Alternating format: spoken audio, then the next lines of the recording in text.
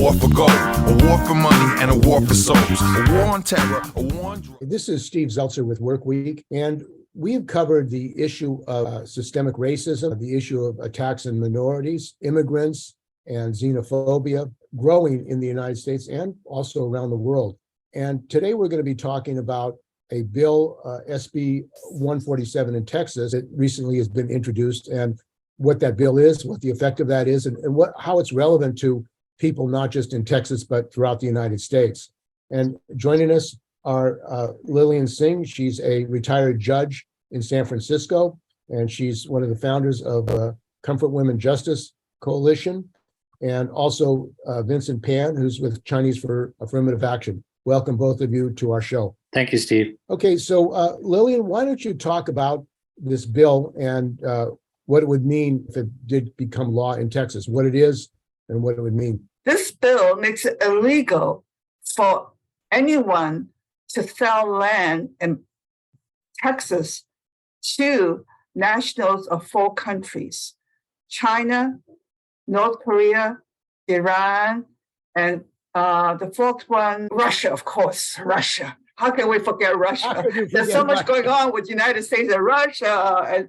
And anyway, this bill targets nationals of 4 countries. Supposedly, these are countries that are considered as enemies of the United States. And therefore, this bill targets the citizens of those countries from purchasing lands in Texas. What is so outrageous about this bill is that there are countries with dual citizenship that continues to be a citizen of the United States and a citizen of its own countries and could never own land. Now, I know China does not have dual citizenship, but I'm not sure about Korea or anything else, but I don't want to go over there. What I'm really concerned about is a person who is a citizen of the United States is exempt from this bill. But how can anyone know whether or not that person is a citizen of the United States or citizen of China or citizen of North Korea and not South Korea? It really is a bill that is racial profiling at its worst. So we are very, very concerned about this bill because it eerily reminds us what happened in the 1800s in California when Asians were not allowed to own lands through a series of alien land acts, which was declared unconstitutional in California in, say, Fuji versus California. And then in the United States Supreme Court, Oyama versus California, it also declared that it's illegal to target people on the basis of race in terms of owning land. It's a violation of the 14th Amendment to the United States Constitution. And in fact, in the Oyama case, the opinion concluded that it is also inconsistent with the human rights provisions of the United Nations Charter. So all these issues that have been resolved historically is coming back to haunt us right now in Texas. So it's really very alarming, and I'm very, very alarmed by this. Vincent, the history of Exclusion Act, not just against Chinese, but other Asians and Japanese who were basically, their land was, they were forced to sell their land. They were incarcerated in concentration camps. The United States has apologized for that and giving some compensation, but it seems like it's coming back again, people targeted because of their nationality. Do you see the same concerns about this bill in Texas? Well, you're exactly right, Steve. And unfortunately, in every chapter of U.S. history, immigrants and people of color have unfairly suffered blame for our country's different problems. And I think for people of color, and in this case for Asians, it's often connected with the sense that no matter what we do or how long we've been in this country, we're always seen as foreigners. And for those of us of Asian descent, that there's something scary or threatening about that. Asian American scholars often describe that as, the yellow peril. And so over the last few years in particular, with the way the pandemic was racialized and the way that the rhetoric around the pandemic in particular targeted Asians, we've seen, not just an increase in anti-Asian hate, but we've seen policies like the ones in Texas that really look to exploit that fear and that xenophobia in ways that generalize whole classes and groups of people, even though they've done nothing wrong, and to associate them with the governments of their home country, even though they may have no connection to them whatsoever. And so I think what we're seeing in Texas is both a symptom and a cause. It's a symptom of this, longstanding challenge we've had in the United States to live up to this promise of a diverse democracy. But I think it's also, very much causing and an effect, also the effect, of that type of disposition. And I think a great way to understand it in context is to know that there are similar proposals. Not all of them have yet been introduced, but beginning to pop up around the country. Not all these proposals may be viable, but they're happening because they're tapping into, this racist, xenophobic rhetoric, and it has real world implications for all of us. And of course, this is not new. It's throughout the history of the United States.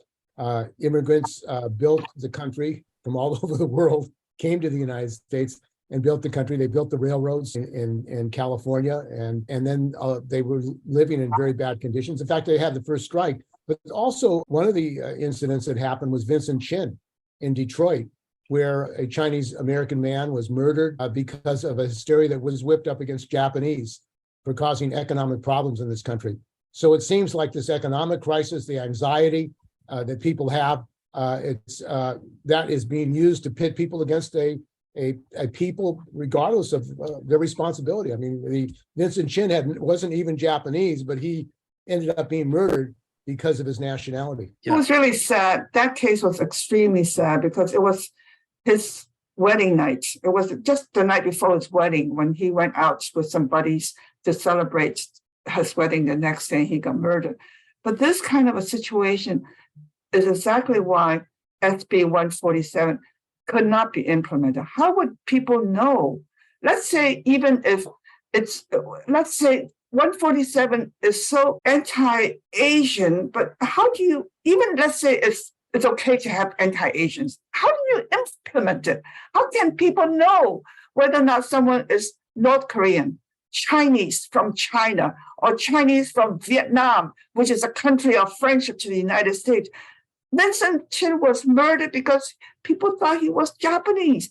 This is going to be outrageous. It's not going to be safety in this country when racial profiling is being enacted by the government and sanctioned by the government. This kind of hate will trickle down to everyday life, and people are going to suffer.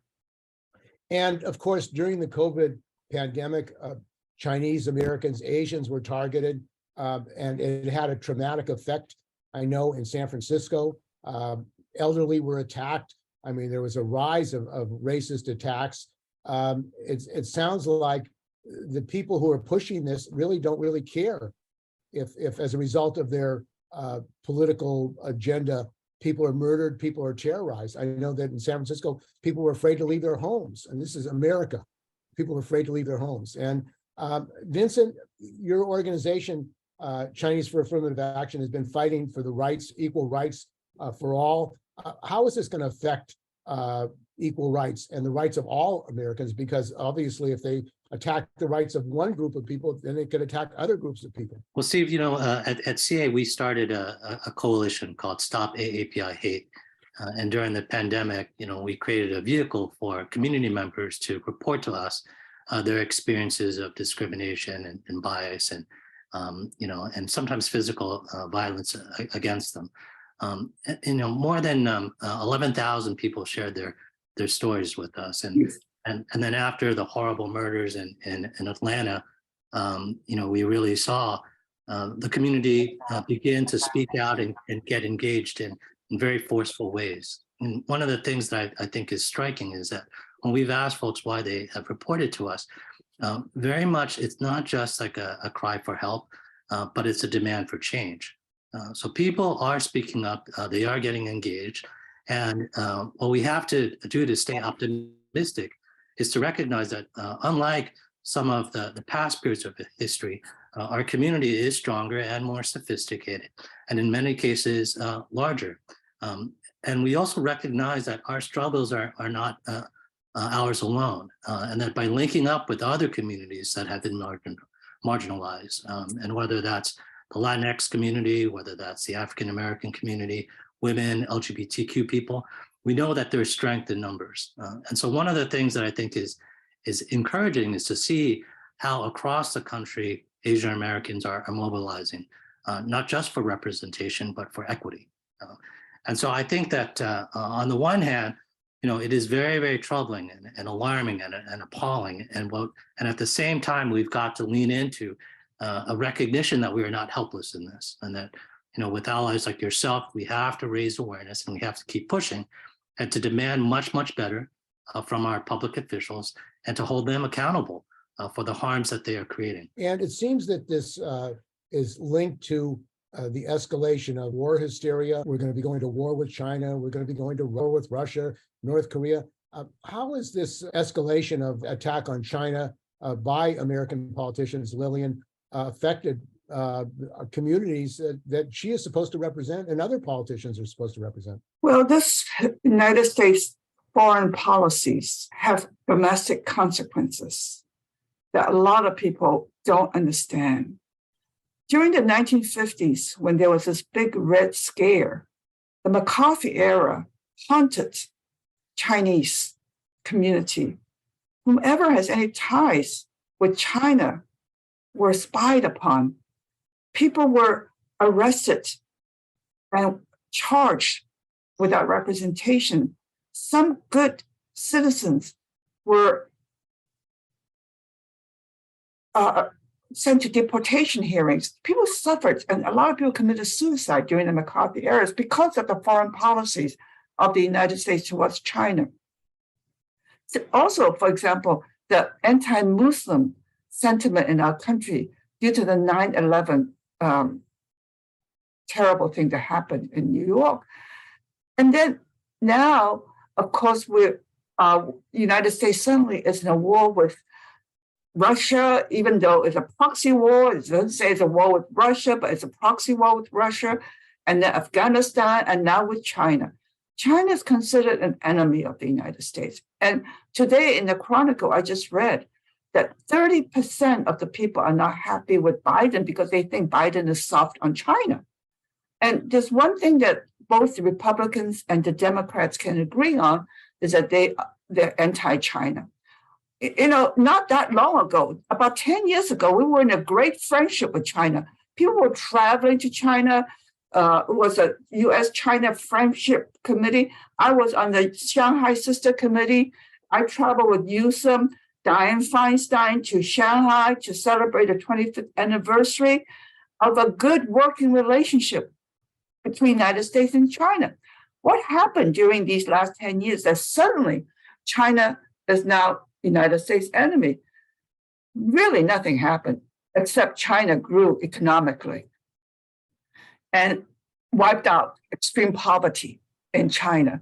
And for some reason, America is threatened by that. So to answer your question, in terms of United States foreign policies, that needs to be really fully and carefully examined. And unfortunately, it trickles down to domestic policies and us citizens of the United States, and we get impacted. I think Vincent mentioned Congressman Judy Chu is in the forefront of speaking up forcefully against SB147. And a politician in Texas, I don't remember his name, questioned Representative Judy Chu's loyalty to the United States because of that statement. How ridiculous is that? Is our loyalty always going to be questioned because of our face, our color of our face? It doesn't make sense. And so to answer your question again, I'm very fearful of what's going on in the United States in terms of its foreign policies and its consequences to its people in our country. And Vincent, the attack on Chinese Chinese Americans and Chinese nationals. There have been witch hunts of Chinese scientists and others working at universities.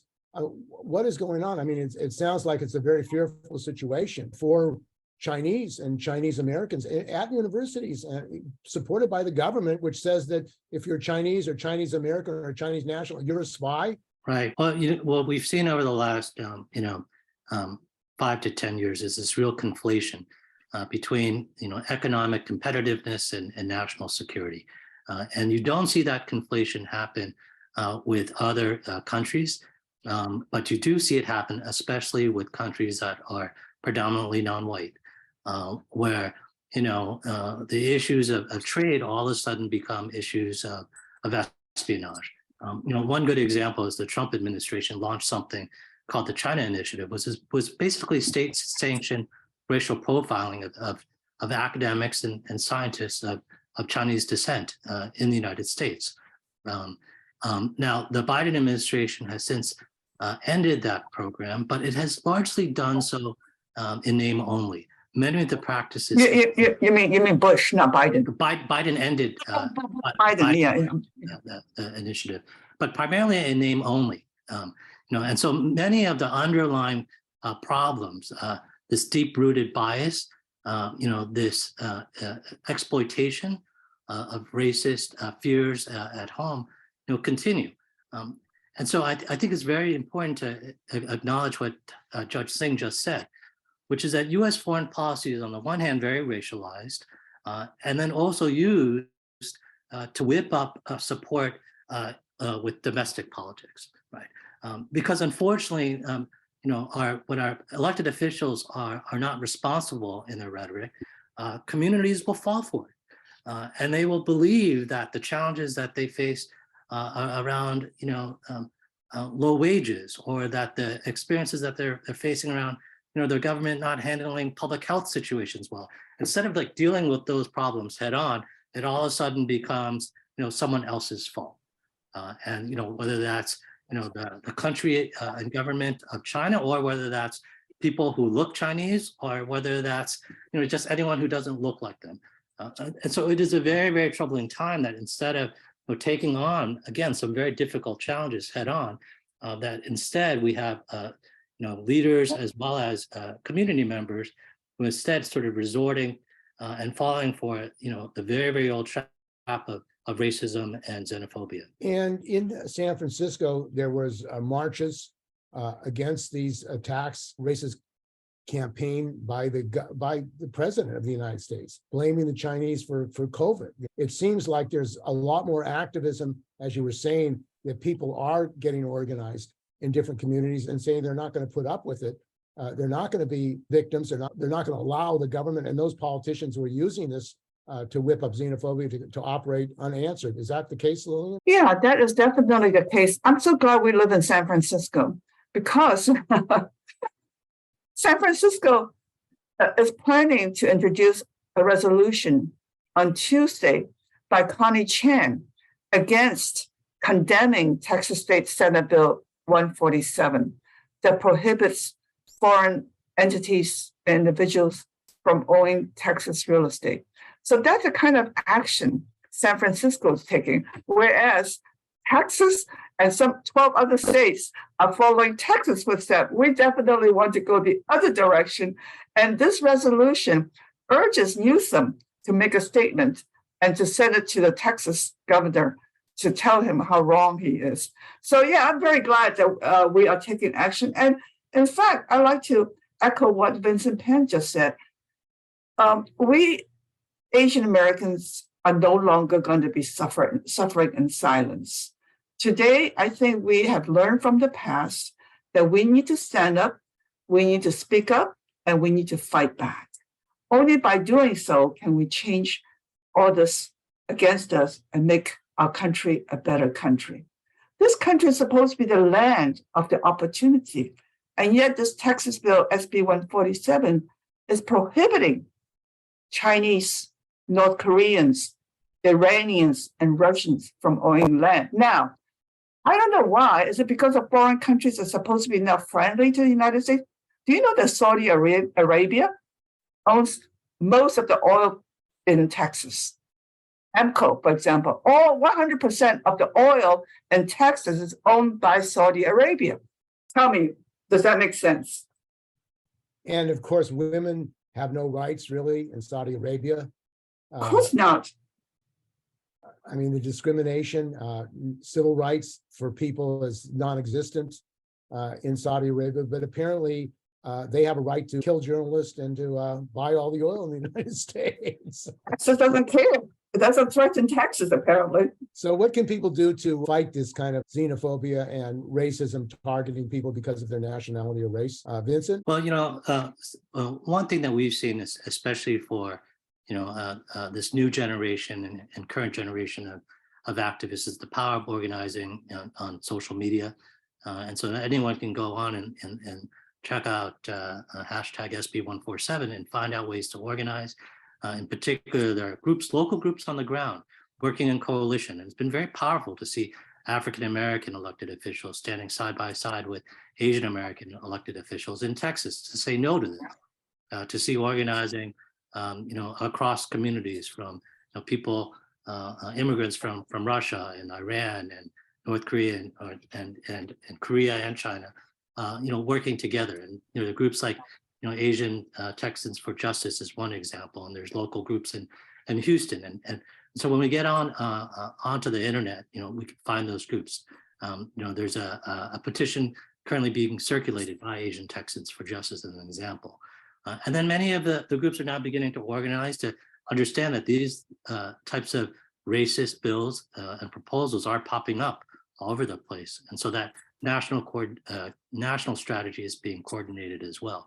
But I think that the main message that is what Judge Singh said, is that we have to speak up. We have to speak up. We have to raise awareness. Unfortunately, there's so much going on in the news that's not very pleasant. And so it behooves us to keep raising our voices and to keep sharing the message with others about what's going on, and to keep track of the big picture. For sure, former President Trump escalated the racism and the xenophobia. But we also know that these are long-standing challenges in the United States. And in particular, the racism against Asians and Asian Americans has never been fully reckoned with. And so we need to understand that if it's not SB 147 in Texas, it's something else. It's an attack on the loyalty of the first Chinese American Congresswoman. It goes on and on and on. So we both have to speak up, we have to raise our voices, but we also have to be persistent and stay committed to this work for the long term. I want to give a shout out. I want to give a shout out to the Chronicle. The mass media, mainstream media has never been too good in covering our issues. And yet the San Francisco Chronicle has been doing really good. It printed our opinion piece that Judge Julie Tang and I wrote. And so it's not common for a major newspaper to print something like what we wrote about 147. Apparently, when we wrote that piece, very few people in the West Coast even knew about it. So we were able to write it, and Matt Fleischer, editor of the editorial page, was willing to help us print it. And I really want to give a shout out to that newspaper, our local newspaper. Not that long ago, the Chronicle never reported anything that has anything to do with Asian American issues, but it has changed a lot. And I'm very proud that we have a local newspaper that has national audiences that was able to cover this issue. Okay, well, I want to thank both of you for joining us. We've been talking with retired Judge Lillian Sing with the Comfort Women for Justice Coalition, and Vincent Pan, who is with the Chinese for Affirmative Action, talking about this important issue, human rights, the rights of all people in this country, and particularly to defend Asian Americans and other people from Russia, from Iran, from North Korea, nationalities using the growing war drive to target people because of their nationality or race. So thanks for joining us on Work Week. Thank you.